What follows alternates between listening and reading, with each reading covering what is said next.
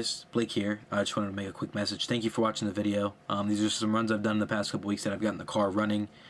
It seems like on the Facebook pages and everything, people have shown some interest in the car, and since I've got it supercharged and whatnot. So thought I'd make this little video to show you what this kit can do and what my car is doing on the street.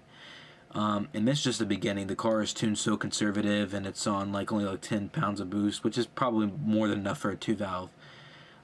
But we plan to up the boost a little bit and just do some things to make the car quicker. And I also am wanting to make some more reviews on the kit and maybe some POV driving videos and just all sorts of cool content for the Tork Tech kits and whatnot. So if you guys are interested in seeing these videos, make sure to subscribe and like and all that, and just stick around and watch.